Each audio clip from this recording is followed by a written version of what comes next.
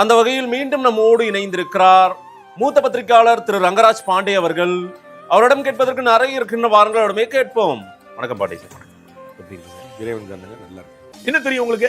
Mind your words, mind your words. பர்சனலா நான் சொல்றேன். போற போக்கெல்லாம் ஏன்டா நீ பேசிட்டு போயிடாதீங்க. சொம்பு இல்ல கொடம்ன்றீங்க. நீங்க நடுவுல ஒரு நெறியாளுகை சார், நெறியாளர் சார். நெறிய ஆளுகை உங்களுக்கு கொடுத்தாங்க. நானும் படிக்கிற பத்திரிக்கை தான் சார். அது பார்வை மாதேஷ் படிக்கிற தினமலர் நான் விளம்பரம் போட சொல்றேன். இல்லங்க உங்களுக்கு பாக்குறாங்க இல்ல. சொல்லுங்க, நீங்க தைரியமான ஆளு சொல்லுங்க.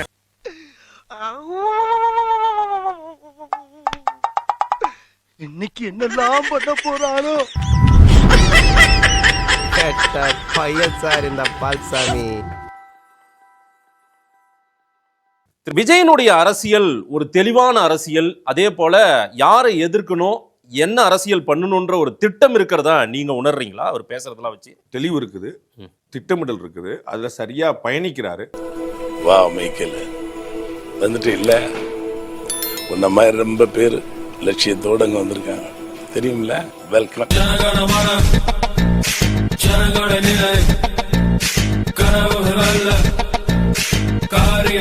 பிஜேபி திட்டினா ஈஸி. பிஜேபி திட்டுறாரா? திட்டலையா? எங்க திட்டுறாரு? மாண்புமிகு திரு மோடிஜி அவர்களே, தாமரை இலையில தண்ணியே ஒட்டாது, தமிழக மக்கள் மட்டும் எப்படி ஒட்டுவாங்க? புதுசா வந்த விஜய் வரைக்குமே பாசிசம்ட்டாரு சார். பிஜேபி திட்டுறாரா? எங்க திட்டுறாரு? புதுசா வந்த விஜய் வரைக்குமே பாசிசம்ட்டாரு சார். பிஜேபி திட்டுறாரா? எங்க திட்டுறாரு? என்னடா இல்ல ஒரு பேச்சுக்குப்பா.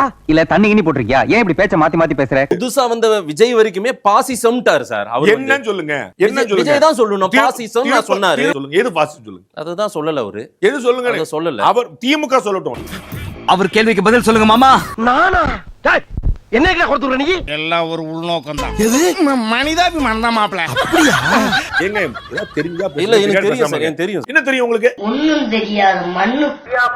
நான் விஜய்க்கு வரேன் சார். விஜய் வந்து உண்மையிலேயே பிஜேபி எதிர்க்கிறாரா? அவர் சொன்ன அந்த கொள்கை எதிரி அடி வயிற்றுல இருந்து எதிர்க்கிறார். திமுகவுக்கு குறைவில்லாம இல்ல, எங்க திமுக எதிர்க்கிறது தான் பிஜேபி எதிர்ப்பு. முதலமைச்சர் திரு மு.க. ஸ்டாலின், அமைச்சர் திரு உதயநிதி ஸ்டாலின், அமைச்சர் திரு ஏவா வேலு உள்ளிட்ட பல்வேறு சீனியர் அமைச்சர்களும் பங்கேற்று, அதாவது சிரிச்சு சிரிச்சு பேசிக்கிட்டு அந்த தேநீர் விருந்துல அவங்க பங்கு பெற்றதுதான் கூட்டணி கட்சியினரை எக்கச்சக்கமா கொதிப்படைய வச்சிருக்குங்க.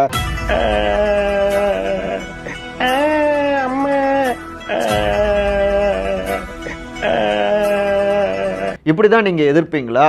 இரட்டை நிலைப்பாடா இல்லையா? நீ கேட்ட ஒவ்வொரு கேள்வி என்ன செருப்பால் அடிச்ச மாதிரி இருக்குடா. விஜய் எங்க பிஜேபி எதிர்க்கிறாரு? பிஜேபின்னு சொல்றாரா? அமித்ஷா அங்கிள், மோடி அங்கிள்னு சொல்றாரா? பார், முழுசா சந்திரமுகியா மாறி இருக்கிற கொத்தடிமை மாதேஷை.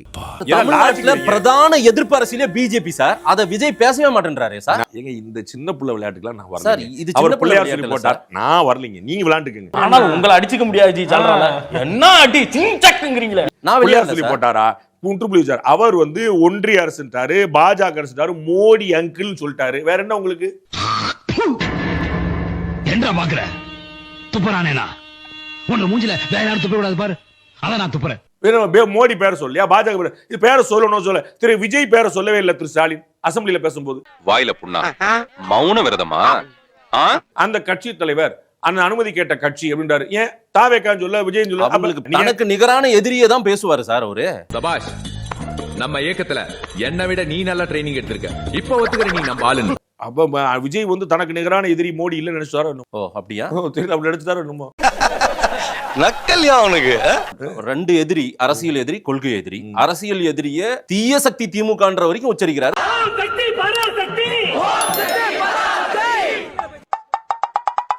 திமுக ஒரு தீய சக்தி, திமுக ஒரு தீய சக்தி, தீய சக்தி. Stalin uncle, my dear uncle. Sir முதல்ல அவர் பிஜேபியை எதிர்க்கல சார். என்ன சார் எதிர்த்தாரு? உங்களுக்கு வைத்தறிச்சல். என்னன்னாச்சு? எல்லாம் கை விட்டாங்கப்பானே. கை விட்டுட்டாங்களா? பெரிய கொடிய நோயா? என்ன வைத்தறிச்சல்? பிஜேபி வந்து எதிர்க்க மாட்டாங்களே, பிஜேபி வளர்ந்துருமோன்னு நான் சொல்லியிருக்கேன். உங்களுக்கு ஒரு நல்ல ராசி இருக்கு. நான் இத்தனை வருஷம் உங்களோட பலன் என்ன கண்டுபிடிச்சேன்னு. நீங்க எதெல்லாம் நடந்துக்கூடாது நினைக்கணும், நடக்குது. நான் வந்து வெல்கம் பண்ண. அதனால வந்து நீங்க மாதேஷ் வந்து தொடர்ந்து இப்படி இருக்கணும்னு ஆசைப்படுறேன். என்னுடைய வேண்டுகோள், தனிப்பட்ட வேண்டுகோள். அது நடந்துகிட்டே வருது. தமிழ்நாட்டுல பிரதான எதிர்ப்பு அரசியலே பிஜேபி சார். அத விஜய் பேசவே மாட்டேன்றாரே சார். நிறைய பேசுறாரு. உங்களுக்கு வைத்தறிச்சல் நீங்க அவர்கிட்ட போய் அழுதுங்க. இல்ல வரல, பெருசா இல்ல. இன்னும் கமான் கமான் பெட்டரா சொல்லிக்கங்க. என்ன சிரிப்பு ராஸ்கல். என்ன சின்ன பிள்ளைத்தனமா இருக்கு? ஆணவ படுகொலை பத்தி டிஎம்கே பேசியிருக்கா? இல்ல. ஆணவ படுகொலை தடுத்திருக்கா? தனி சட்டம் கொண்டு வரதுக்கான வேலைகள்ல இருக்காங்க. ஆணவ படுகொலை நடந்தா தூக்கு தண்டனை போட்டுருவீங்களா? அது ஏற்கனவே இருக்கு. கொலை பண்ணா தூக்கு தண்டனை ஏற்கனவே இருக்குல்ல. நான் ஆணவ படுகொலைக்கு 2 தடவை தூக்குல போடுவீங்களா? நான் ஒரு முளை கயிறு தருகிறேன், அதை வாங்கி கொண்டு போய் ஒத்த புளிய மரத்தில் தூக்கில் தொங்குங்கள். கொலை பண்ணிட்டான், கொலை பண்ணா ஏற்கனவே மரண தண்டனை, அப்புறம் ஆணவ படுகொலைக்கு ஒரு மரண தண்டனை, டபுள் மரண தண்டனை தலையில கொடி தொங்க விடுவீங்களா? வேங்கவேல் சம்பவத்தோட இறுதி நிலைமை நீங்க ஏத்துக்கிறீங்களா? யார் அண்ணன் விடுதலை சிறுத்தை நீங்க விட்டுருங்க. வேங்கவேல் சம்பவத்துல இன்னைக்கு தமிழர் நிலைப்பாடு விடுதலை சிறுத்தை ஏற்கும் சொல்லுங்க. லாரியில ரெட்டை டயர் இருக்கும்ல, அதுக்கு இடையில சுண்டலி மாட்டின மாதிரி ஆயிப்போச்சு என் கதை. காங்கிரஸ் கட்சியுடைய மாவட்ட தலைவர் கொல்லப்பட்டாருங்க. காங்கிரஸ் கட்சி என்ன செஞ்சிருக்கு? தமிழ்நாட்டு நடக்கிற காமராஜ் ஆட்சி சொல்லிட்டு. உனக்கெல்லாம் வெக்கமே இல்லையாடா? சோறு தானே திங்கிற. எரிச்சல் வருது இவனை. நான் கெட்ட வார்த்தையில திட்டி போடுவேன். Right sir. தமிழ்நாட்டு சட்டம் ஒழுங்கு சிறப்பா இருக்குன்றீங்க, நடப்பது காமராஜர் ஆட்சின்றீங்க. நீங்களா சோறாடா சாப்பிடுறீங்க? வலக்கையாலையா சாப்பிடுறீங்க? உங்கள்ட்ட கேட்கிறேன், தயவு செய்து இடக்கையால சாப்பிடுங்கடா. இந்தியால இருந்து வெக்கமா இருக்கு. பீகாரை பிடிச்சிட்டோம், அடுத்து வெஸ்ட் பெங்கால், தமிழ்நாடு. அமித்ஷா ஏன் அமித்ஷாவுக்கு பதில் சொல்ல விஜய்? அவர் ஹிந்தி தெரியாதா இருக்கும்.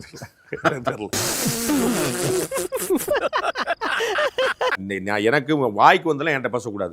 மாதேஷ் திமுக உறுப்பினர். யாரு? நான் இல்லையே. நான் சொல்றேன் இல்ல, நான் சொல்றேன் திமுகவுடைய கொள்கை அடிப்படை உறுப்பினர் நீங்க. பங்கு மாட்டிக்கிட்ட பங்கு. Mind your words, mind your words. பர்சனலா நான் சொல்றேன். போற போக்கெல்லாம் ஏன்டா நீ பேசிட்டு போயிடாதீங்க. நீங்க என்ன பத்திரிக்கை சொல்லவா? என்னனாலும் பேசிடுறீங்களா? Never try this with me. இப்போ இந்த தருணத்துல இந்த தோல்வி உங்களுக்கு எந்த அளவுக்கு பாதிச்சிருக்கு, அதுதான் தேவை எனக்கு. நீங்க திமுக ஆதரிக்கிறீங்க, சொம்பு இல்ல குடம்ன்றீங்க. நீங்களா நடுநிலையாளர். நான் குடம்லாம் சொல்றேன். நீங்களா நடுநிலையாளர். என்ன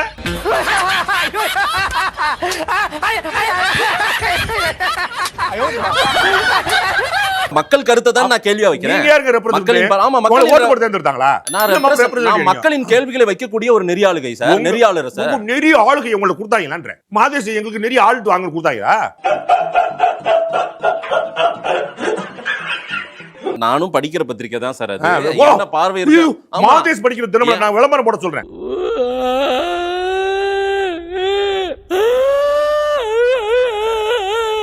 திமுக காரர நீங்களே திமுக இல்லன்னு சொல்றீங்க.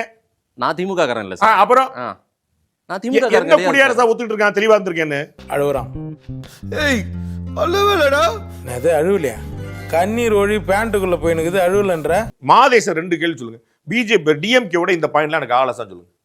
இருக்கு சார். எனக்கு சொல்லுங்க. உங்க பாக்குறாங்கல்ல, சொல்லுங்க. நீங்க தைரியமான ஆளச்ச சொல்லுங்க. சாம்பார் ஆப் எனக்கு.